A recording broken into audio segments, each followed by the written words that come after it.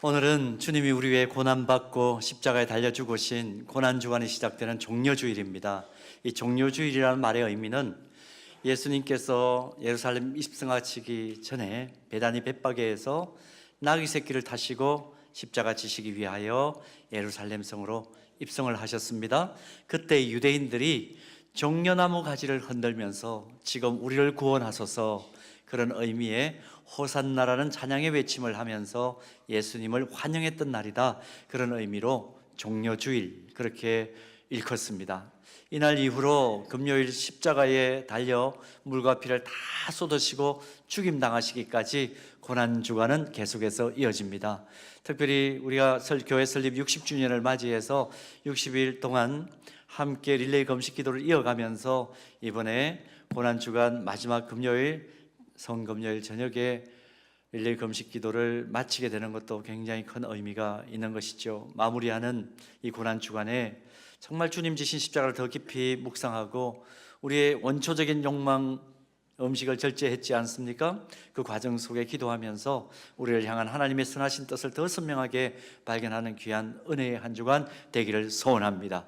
그리고 나의 이 자발적인 배고픔에 그냥 배고픔으로 끝나는 것이 아니고 항상 영적으로 육적으로 허기지고 배고파 고통하는 영혼들을 배부르게 하는 일에 우리가 쓰임받기 위해서 우리의 마음과 뜻과 정성을 모아서 실행하는 그런 고난주간 특세가 되었으면 정말 더 좋겠습니다.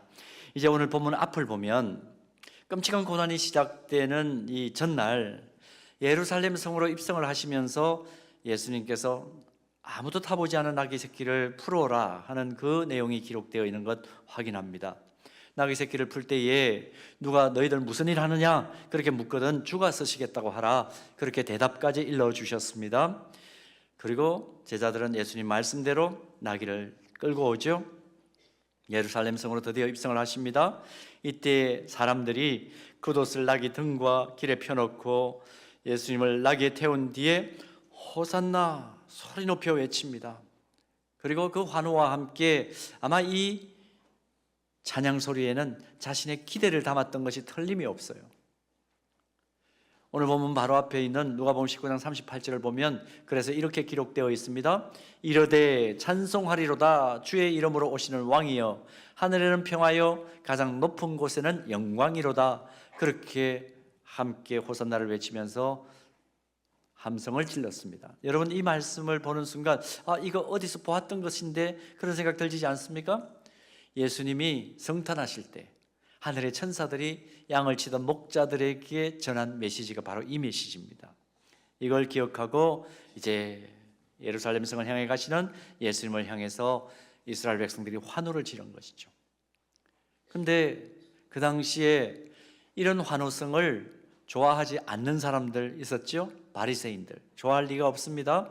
누가복음 19장 39절 말씀 보면 바리새인들의 반응이 이렇게 기록됩니다. 무리 중 어떤 바리새인들이 말하되 선생이여 당신의 제자들을 책망하소서. 한마디로 어떤 뜻입니까? 예수 선생님, 당신 제자들이 가당치 않은 환호성을 지르면서 너무 시끄럽습니다. 좀 제재를 가하십시오. 그런 내용입니다. 이에 대해 예수님 반응 바로 이어집니다. 40절 말씀 보게 되면 대답하여 이르시되 내가 너희에게 말하노니 만일 이 사람들이 침묵하면 돌들이 소리 지르리라. 그렇게 대답을 하십니다.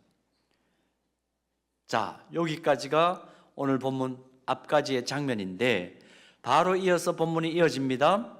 예루살렘 성에 나귀를 타고 예수님께 가까이 다가오셨을 때 어떻게 태도를 보이십니까? 본문 41절 어떻게 이어집니까?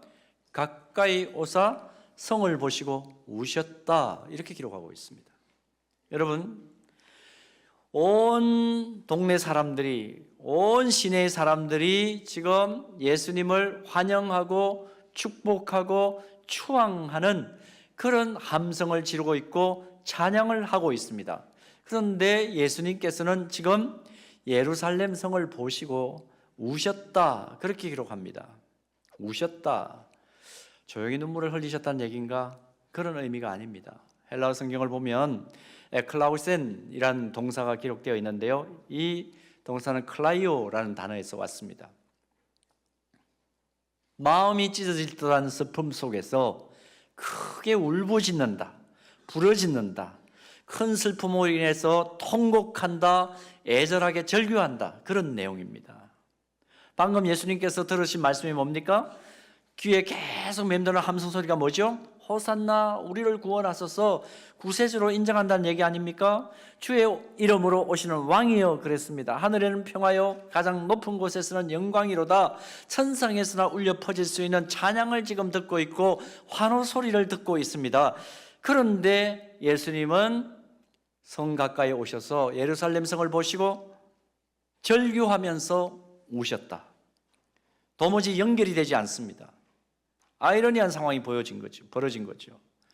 전혀 어울리지 않는 의외의 반응을 예수님께서 보이셨는데 왜 이러셨을까? 이유가 뭘까요? 그 이유를 우리 살펴보면서 오늘 이 종료주일의 은혜를 나누기를 원합니다. 첫 번째로 이스라엘 백성들의 무지함을 보시고 애통하고 통곡하셨습니다. 본문 42절 말씀 보면 애통해하는 심정으로 통곡하시면서 이런 말씀하시죠. 이러시되 너도 오늘 평화에 관한 일을 알았더라면 좋을 뻔하였거니와. 결국 모른다는 얘기 아닙니까? 지금 내 눈에는 숨겨져 있도다. 그렇게 예수님께서 말씀하세요. 메시지 성경, 유진 피터슨 목사님 번역한 그 참고 성경은 이 구절을 이렇게 번역합니다. 너에게 유익한 모든 것을 오늘 네가 알았더라면 좋았을 터인데 그러나 이제는 너무 늦었구나. 지금 이스라엘 백성들이 뭘 모르고 있다는 것을 말씀합니다. 그 내용이 뭡니까? 우리가 지금 펼쳐서 읽고 있는 개역개정 성경은 평화에 관한 일 이렇게 표현하고 있고 메시지 성경은 너에게 유익한 모든 것 이렇게 번역을 하고 있습니다. 도대체 이게 뭘까요?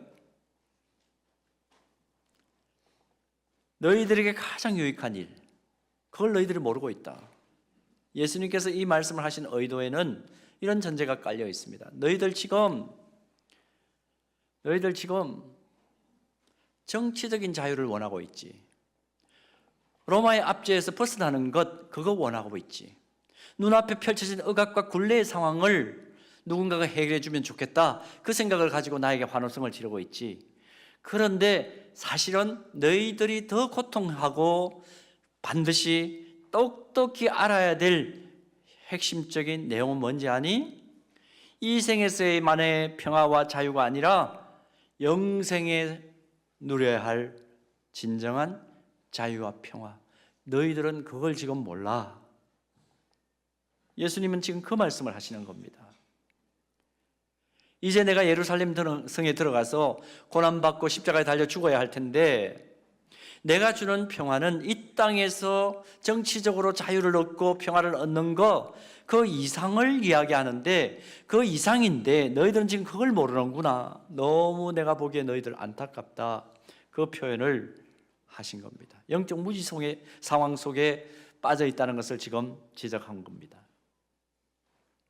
영적 무지의 안타까운 상황, 그 상황을 보시고 애통해 하시고 절규하신 겁니다.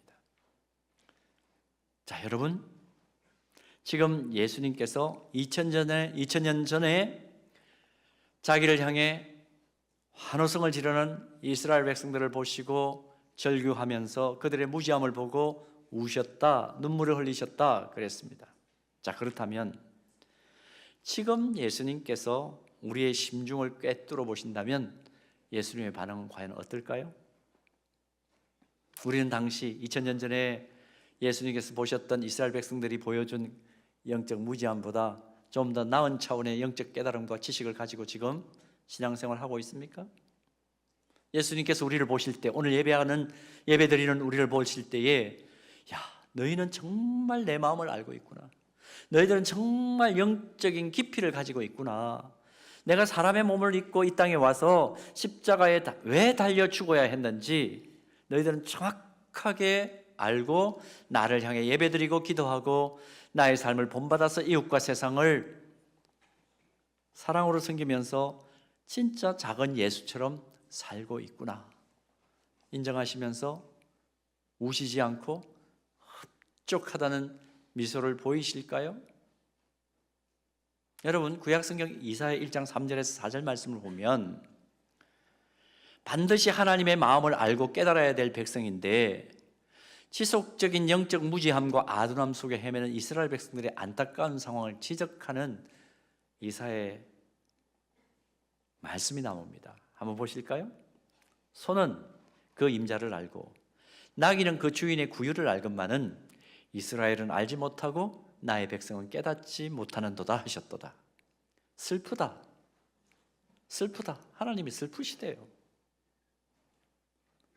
너무 무지하니까 슬프시대요. 범죄한 나라요, 허물진 백성이요, 행악의 종자요, 행위가 부패한 자식이로다. 그들이 여호와를 버리며 이스라엘의 거룩하신 이를 만홀히 여겨 멀리하고 물러갔도다. 오늘 우리는 영적 이스라엘 백성으로서 하나님의 백성이란 정체성을 가지고 이 자리에서 함께 예배를 드리고 있습니다.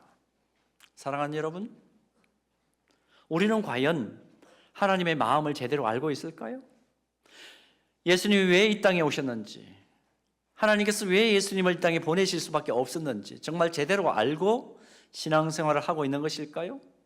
예수님께서 애통한 마음으로 통곡하며 우시지 않도록 정말 올바르고 예민한 영적인 감각을 가지고 순간순간을 살아내고 있는 것일까요?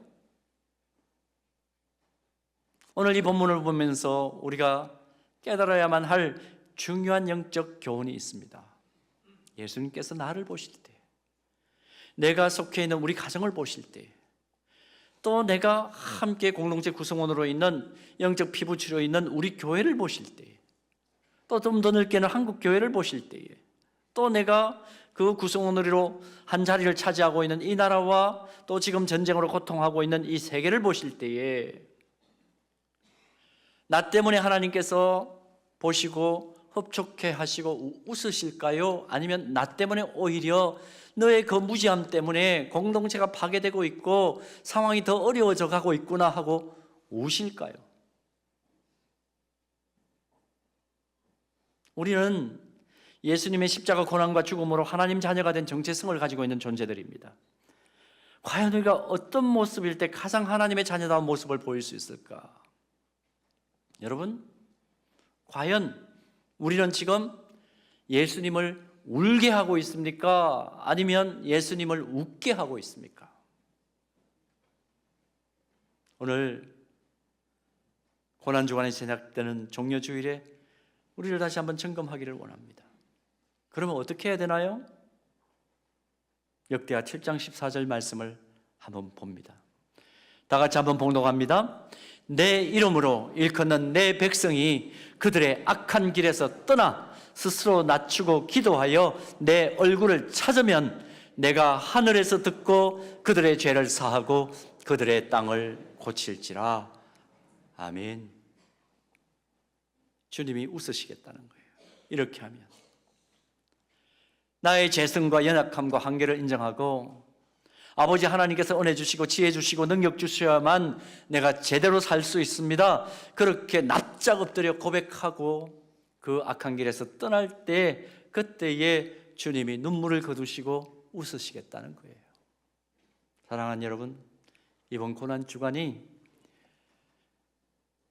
오늘 역대하 7장 14절에 기록된 그대로 그 악한 길에서 떠나 스스로 낮추고 기도하여 하나님의 얼굴을 찾고 하나님께서 들려주시는 그 음성과 지혜를 충족하게 받고 예수님의 눈물을 닦아주는, 예수님이 웃으실 수 있도록 하는 그런 은혜의 터닝 포인트가 주어지는 고난주간 되기를 주님의 이름으로 축복합니다.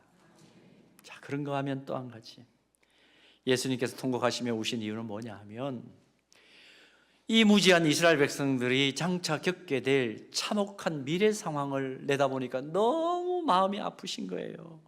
본문 43절 44절 보십시오.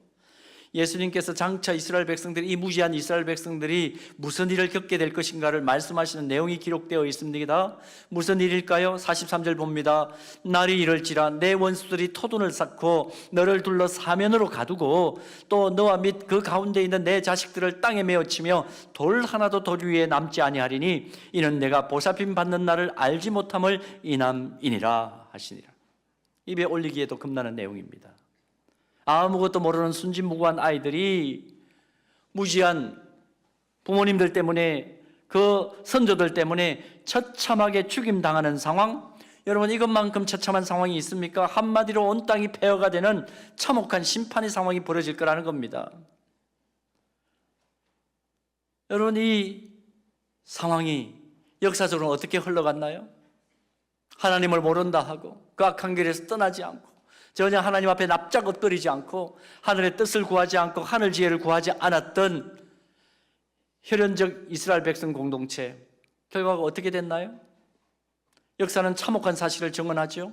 선민이라는 의식을 가지고 있던 그들, 계속해서 무지한 상태 속에서 복음을 거부하고 예수 그리스도를 거부한 결과가 뭐였나요? 주후 70년에 실제적으로 로마 황제 티투스가 예루살렘을 완전히 초토화시켜버립니다. 주후 135년에는 로마의 하드리아누스 황제가 예루살렘의 지역 이름을 바꿔버리죠. 오늘날의 시리아 팔레스틴으로 이름을 바꾸고 이스라엘 민족을 전 세계로 뿔뿔이 흩어버립니다. 가까운 20세기에도 유대인은 나치에 의해서 600만 명 가량이 학살됩니다. 어린아이들만 약 100만 명이 죽는 그런 안타까운 일들이 벌어집니다. 무시무시한 심판이 예수님을 십자가에 못 박으라고 외치면서 끝내 자기 땅에 오신 예수님을 영접하지 않았던, 예수님이 누구이신지를 몰랐던, 복음의 내용을 몰랐던 이스라엘 민족에게 실제로 일어난 일입니다.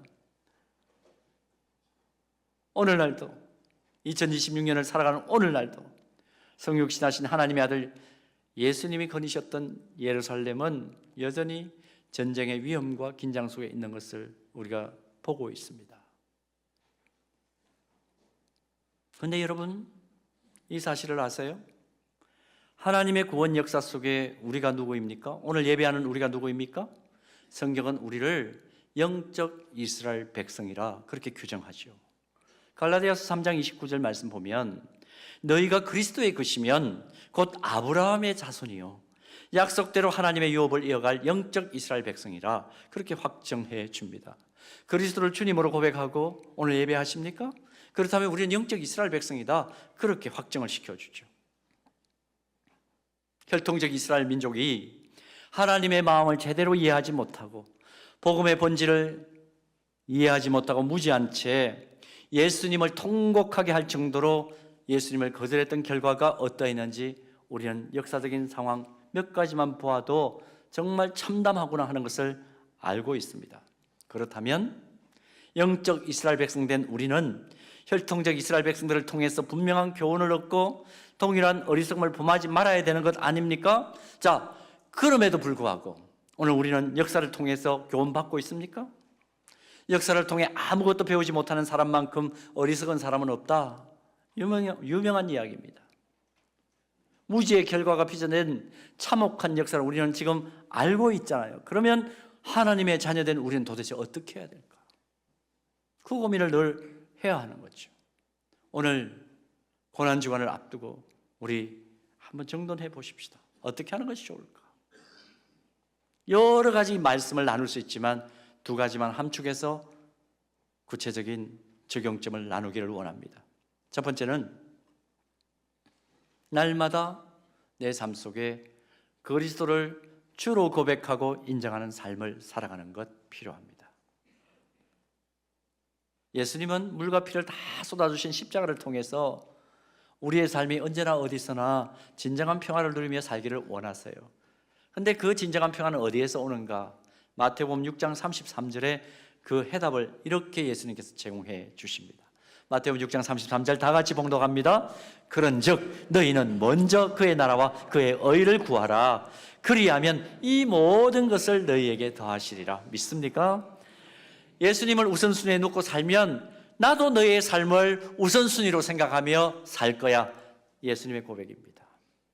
하나님의 삶의 방식입니다. 오늘 고난주간 맞이해서 우리 다시 한번 무지에서 깨달음으로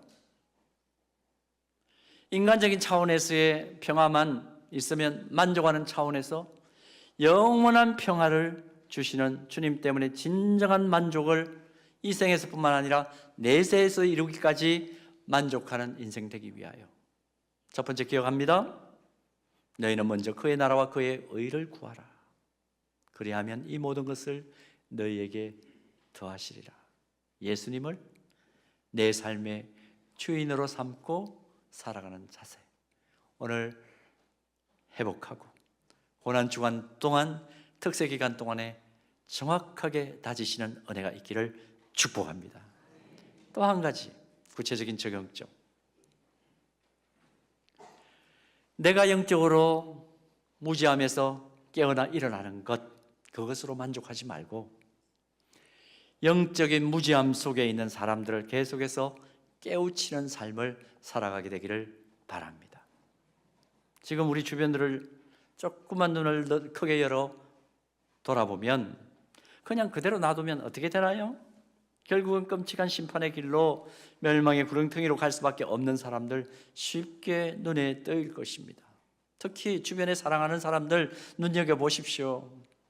예수님의 마음을 깨닫고 무지의 상황을 벗어나야 하는 내가 사랑하는 그들이 주님 앞에 돌아올 수 있도록 내가 얼마나 힘쓰고 애써야 될까 금방 느껴지실 거예요. 그들을 위하여 끝까지 인내하고 기도하며 영적 무지에서 벗어날 수 있도록 사랑으로 섬겨야 될 책임이 바로 나에게 있구나, 그 사실을 오늘 다시 한번 깨닫는 것입니다. 디모데전서 2장 4절 말씀 우리 함께 봉독합니다. 다 같이 봉독할까요? 하나님은 모든 사람이 구원을 받으며 진리를 아는 데에 이르기를 원하시느니라. 아멘. 우리 모두 예수님의 이 마음을 아는 은혜가 있기를 소원합니다. 예수님의 그 행적을 기록한 이 복음서를 보면, 사복음서를 보면 예수님이 우셨다고 말한 장면 딱 두 번입니다. 하나는 나사로의 무덤 앞에서 우셨죠. 그리고 오늘 본문입니다. 예수님이 우시는 장면, 그것도 절규하면서 부르짖으셨던 이 장면은 죄인들이 진정한 평화의 왕이신 예수님을 알아보지 못하고 또 진정한 평화가 무엇인지 알지 못했을 때, 깨닫지 못했을 때, 그리고 그 결과로 받게 될 심판을 내다보셨을 때 예수님께서 그들을 불쌍히 여기고 안타깝게 여기셔서 우셨던 장면입니다. 사랑하는 여러분, 오늘 종료주일, 고난주일이 시작되는 이 귀한 주일에 더 이상 예수님이 절규하며 우시지 않도록, 이미 내 안에 흐르는 눈물을 닦아주신 그 예수님이 더 이상 나 때문에 울지 않으시도록 험한 십자가 다시 붙드는 보혈의 능력으로 다시 한번 내 삶이 압도되는 그런 은혜의 출발점이 오늘 종료주일, 또 고난주간, 한 주간 특세로 새벽을 깨울 때, 또 릴레이 금식 기도가 마무리되어가는 과정 속에 있습니다. 그 과정 속에서, 기도하는 그 귀한 시간 속에서 깨달아지고 실천되어지고, 깨닫는 마음 가지고 아직까지 무지한 상황 속에 있는 사람들을 깨워내는 그런 은혜의 역사를 계속 이어가게 되기를 주님의 이름으로 축원합니다.